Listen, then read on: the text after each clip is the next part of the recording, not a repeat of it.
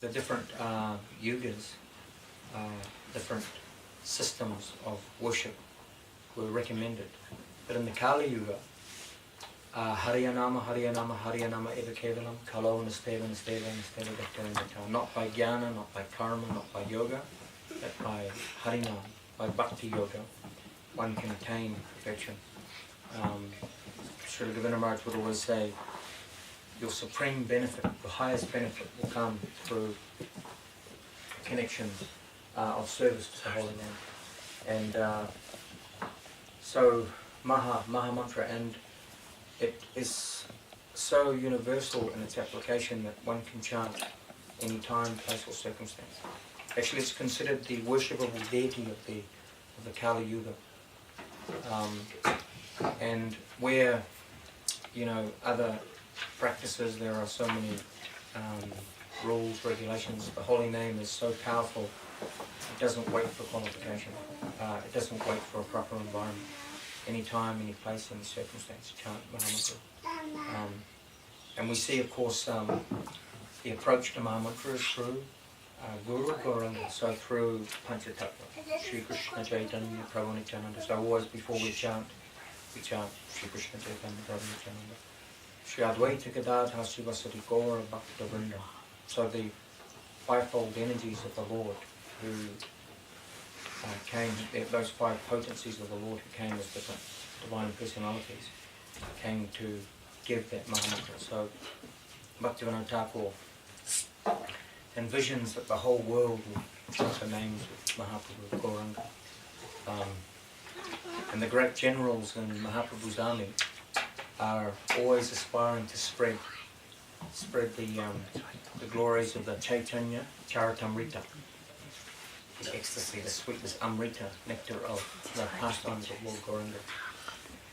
And Lord Gauranga, as he appeared 500 years ago, he showed the process of the approach to worship and his mood in Chaitanya Lila to great affection and the great sweetness and the relations between the devotees. And of course we know the Shikshastika, the most important verse in the Shikshastika. And the Shikshastika, of course, is the third verse. One must be more humble than a blade of grass, more tolerant than a tree, and one must learn to offer all respects to others. Gurudev used to say, even without expecting any honour from others, but show honour to others. Because ultimately, who are others? Others are part and parcel of our Lord. And through this mood, be humble, be tolerant, give honour to others. Kirtana Sadahari. So through that mood, you can continually connect with the glorification, Kirtana Sadahari. And Gurudev said, by showing honour to all sentient beings, no one will consider you an enemy, so no one will disturb your bhajan, your Kirtana Sadahari. Everyone will show affection because that's what you're emitting. And why? Because in seeing deeper, in seeing the inspired side of others, ultimately everyone is a servant of Krishna. And that consciousness awakens by the mercy of Guru and Gauranga. We see the great messiahs, the great acharyas, they're ever well-wishers because they see with the spiritual vision, they see the potential, they see everyone as an eternal servant of Krishna.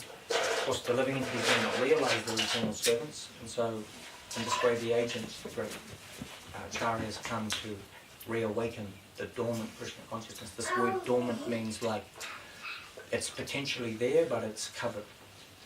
So Vijitaya Vyagrantis, this verse is explaining that the holy name Shravan Kirtan will untie the knots of bondage, of ignorance around the heart. Omagyan Agyana, Jnana, knowledge, Agyana. You will be delivered from ignorance by the transcendental knowledge given by Guru Gauranga. And this is the universal prayer of Gurudev. To Prabhupada, Omagyan Tamarandasya, Gyananjana Shalakaya, Chakshun Malatam Jena, this is my Sri Gurave Namaha. I have my respectful obeisances to my spiritual master, my Gurudev, Prabhupada, the Acharyas. They have opened my eyes with the torchlight of transcendental knowledge.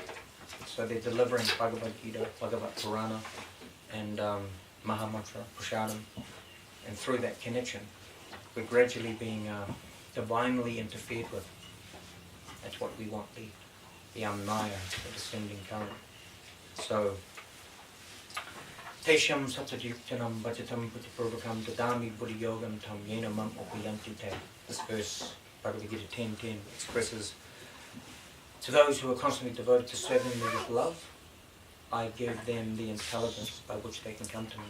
So spiritual intelligence will come. How to move, how to navigate, how to increase one's devotion.